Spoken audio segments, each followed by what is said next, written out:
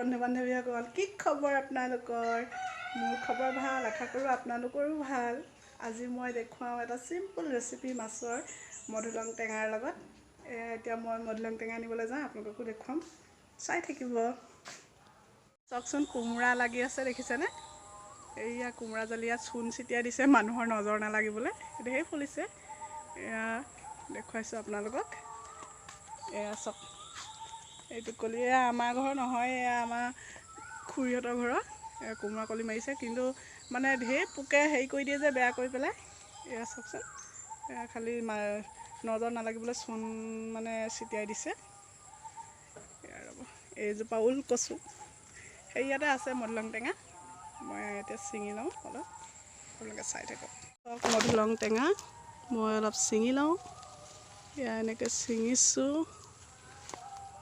আপোনালোকে বাৰু মাছৰ লগত মধুলং টেঙা খায়নে তো টেঙা ভাল লাগে মাছৰ লগত খাবলৈ বহুত ধুনীয়া লাগে চিম্পল ৰেচিপি একেবাৰে চিম্পল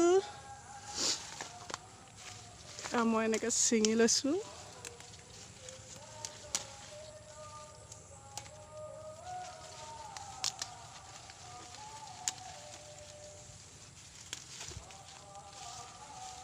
হৈ যাব ইমানখিনি হৈ গ'ল এইজোপা চাওকচোন জলকীয়াও লাগি আছে খুন্দু জলকীয়া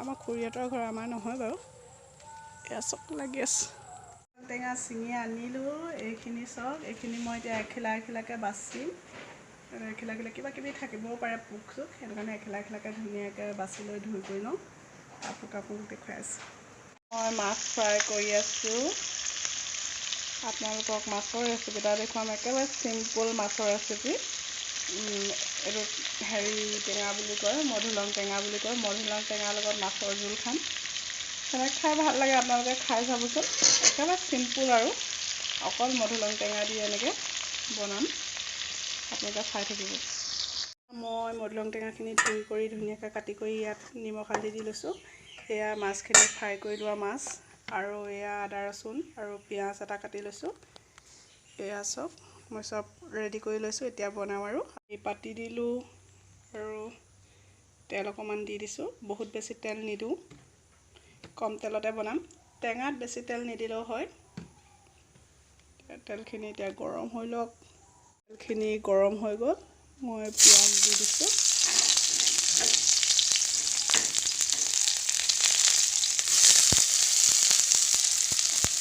পিঁয়াজখিনি অকণমান ৰঙচুৱা হোৱালৈকে ভাজিম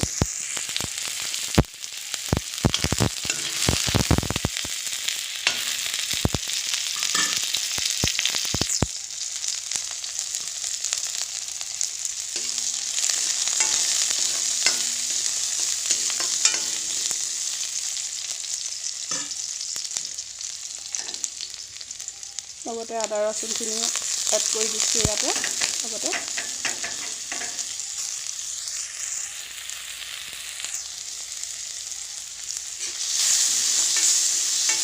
অকণমান কেঁচা গোন্ধটো যোৱালৈকে ভাজি ল'ম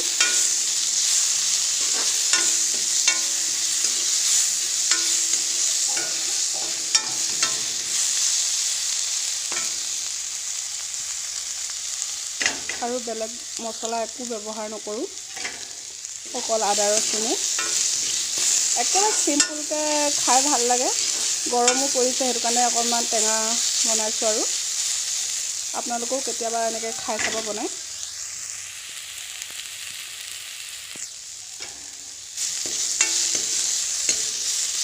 এইখিনি হৈ গ'ল এতিয়া এইখিনি মধুলং টেঙাখিনি দি দিছোঁ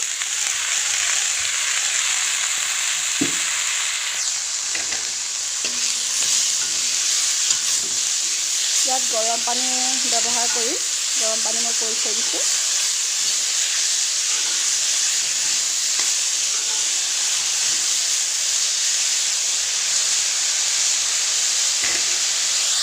এটা বইল কৰি থৈছিলোঁ আলুটো ইয়াত দি দিছোঁ অকণমান ডাঠ হ'ব তেতিয়া অকল এটা আলু দিছোঁ বইল কৰি থোৱা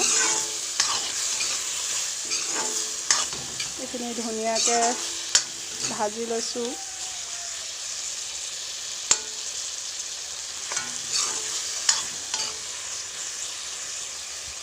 এইখিনি ইতিমধ্যে ভাজি হৈ গৈছে। এতিয়া ইয়াত পানী দিম। এতিয়া মই পানী দি দিছোঁ। গৰম পানী কৰি থোৱা আছিলে, গৰম পানী দি দিছোঁ। বৰ বেছি পানী নিদিওঁ, অলপ দিম। ধুনীয়াকৈ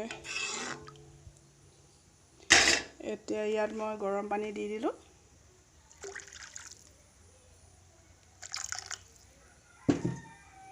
এতিয়া উতলিবলৈ দিম ভালকৈ।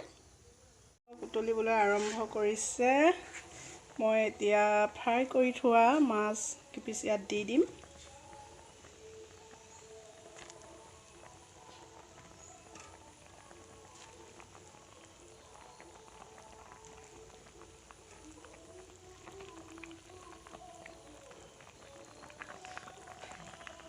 এয়া মই দি দিলোঁ। এতিয়া উতলক ভালদৰে।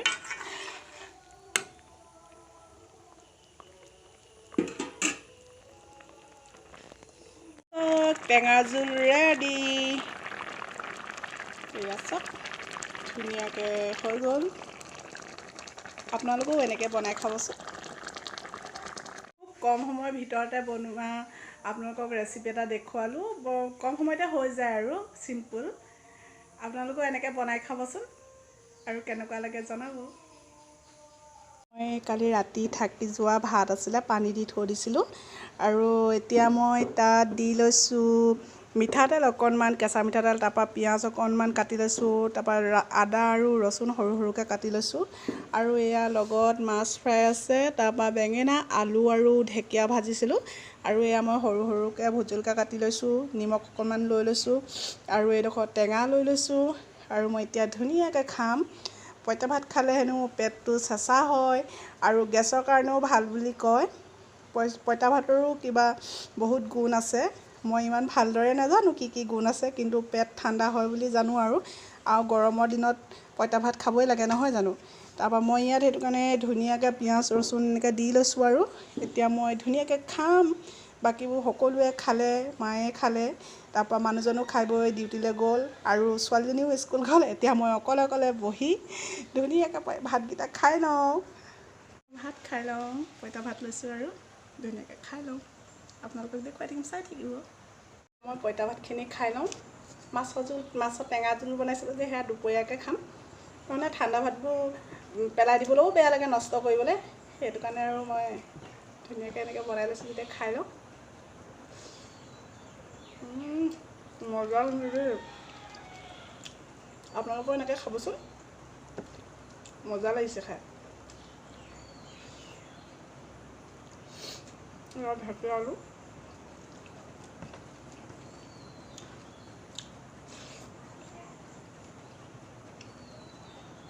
আপোনালোকক মই চিম্পুল ৰেচিপিটো আগবঢ়াই দিলোঁ। টেঙা জোল, মাছৰ লগত টেঙা জোল আৰু পঁইতা ভাতৰ জুতি লৈ দেখুৱালোঁ।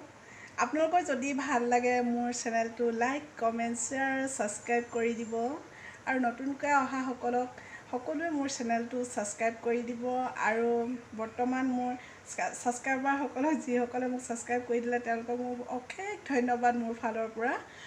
আৰু মোৰ ভিডিঅ'টো স্কিপ নকৰাকৈ সকলোৱে চাব, আৰু অকণমান আগবাঢ়ি যাবলৈ সকলোৱে সহায় কৰিব বুলি আশা থাকিল। এতিয়া বাই বাই। আকৌ পুনৰ এটা ভিডিঅ'ত লগ পোৱাৰ আশাৰে এতিয়ালৈ বাই বাই।